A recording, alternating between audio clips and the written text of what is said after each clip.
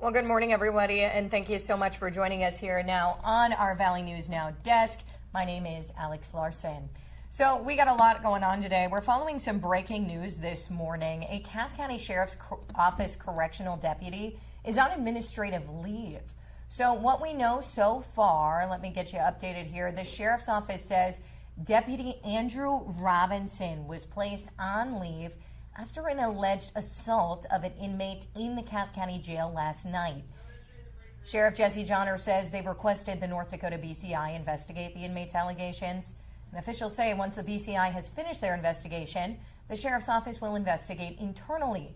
Sheriff's Office says they can provide no further comment on the matter as the investigation is now being handled by the BCI.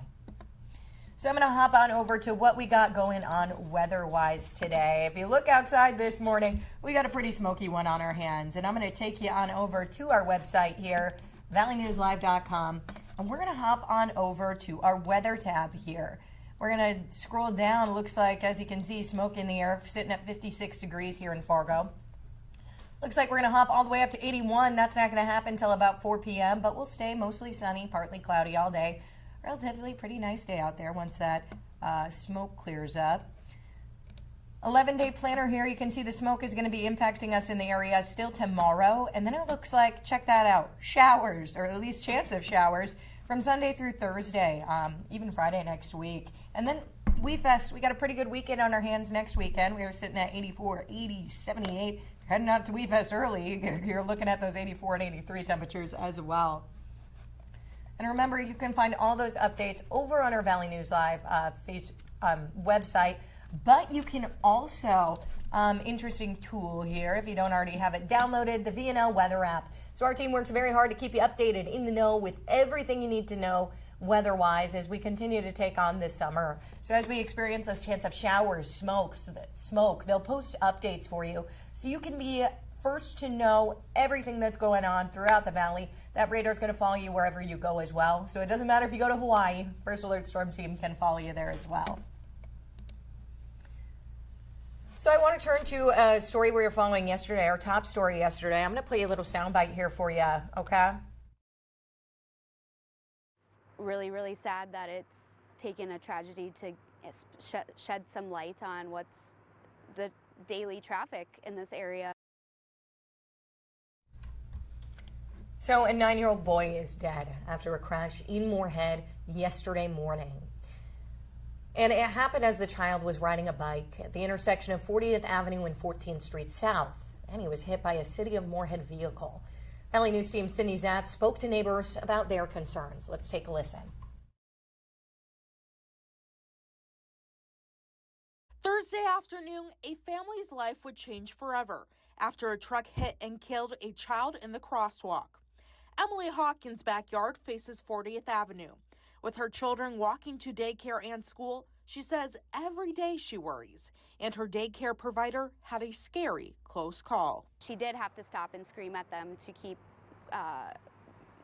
from walking across because a car just blew past them without even realizing that there were kiddos trying to cross the street after school. State Patrol, they are the leading investigation. Even in our own report early Thursday, you can see a car behind our reporter not come to a complete stop at the intersection.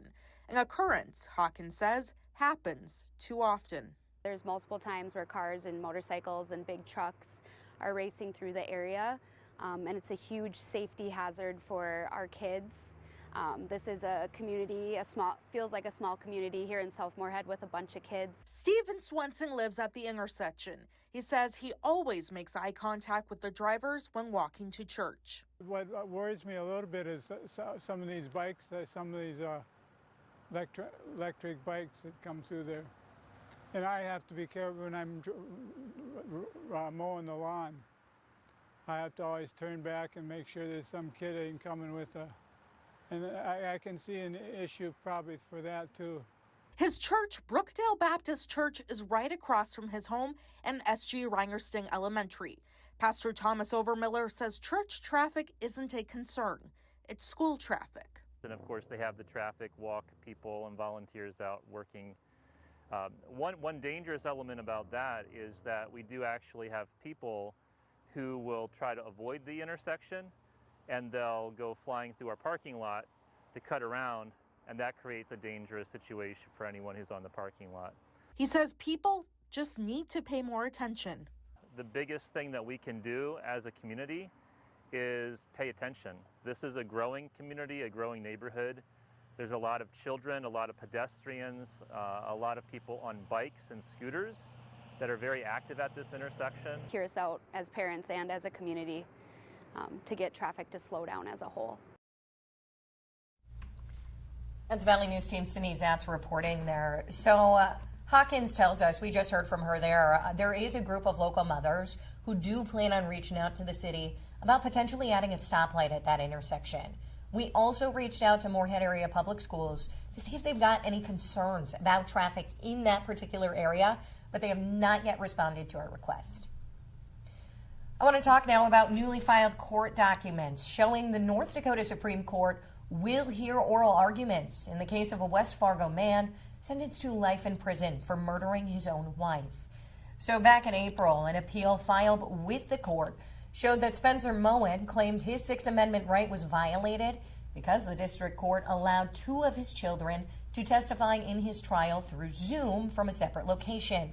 The state argues that was necessary because it was unlikely the kids would have been able to provide trustworthy evidence and may have been psychologically damaged if they testified in front of their father.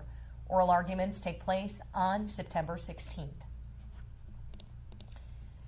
And the Cass County Sheriff's Office is set to become more active in regards to active misdemeanor warrants. So spacing issues have led to occasions where those with active misdemeanor warrants were not arrested. But officials say that's not going to happen anymore, with a new jail pod set to open soon. There are currently 2,025 active misdemeanor warrants in Cass County alone, which deputies will be actively seeking out in the coming weeks. They say if you do have an active warrant, you got about 2 or 3 weeks to take care of that warrant on your own before they pursue that. And Fargo City leaders are reminding you of a program that can help deduct the amount of property taxes you pay. So tax credits are available in North Dakota to those over the age of 65 and disabled veterans. The amount of credit you get depends on your yearly income and total assets. All you got to do is apply online, in person, or you can do that by mail as well.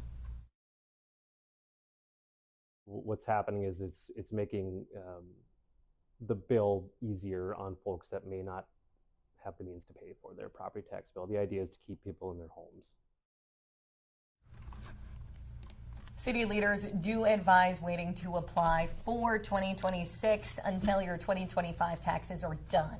Applications submitted before March 31st would be their ideal date of completion.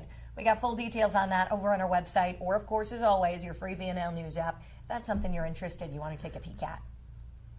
Now, North Dakota's own version of DOGE, their legislative task force on government efficiency, met for the very first time this month. So they spoke with leaders from the Departments of Health and Human Services, Commerce, and IT.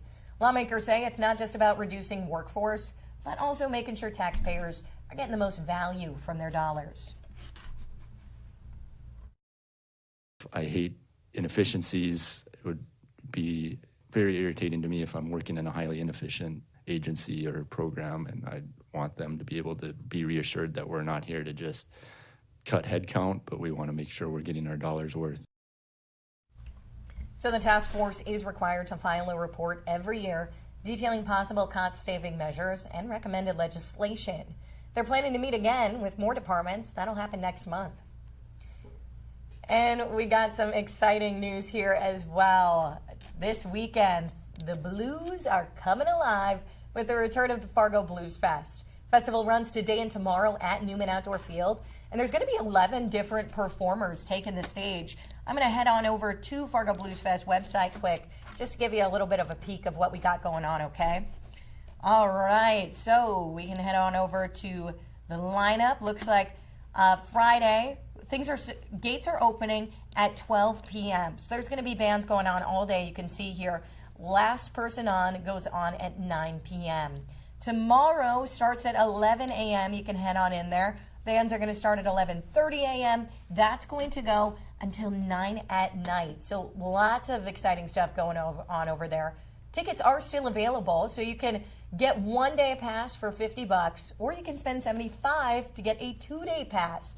Again, gates open at noon today. They're going to open up at 11 tomorrow. And you can head on over to our website. We got a link for you to do that, to go buy tickets right here. Again, Newman Outdoor Field today and tomorrow. Lots of exciting stuff there. And we did have Valley Today's Austin Carisu out there this morning. He gave us a sneak peek. He had one of the bands play for us, and it was fantastic. If you want to go check that out, that's available on our website as well. Now, that's about all I got for you on this Friday morning. Remember, we got that smoke outside. If you are sensitive to that smoke, make sure you're taking it easy out there. But we got a relatively okay weekend in store, weather-wise, I guess. Remember, you can catch us every weekday around that 7:30 time frame on Facebook, YouTube. You can also find it streaming on our live stream over on our website as well. That's about all I got for you, so I'm going to head out. I'm Alex Larson. Have a great Friday and a better weekend.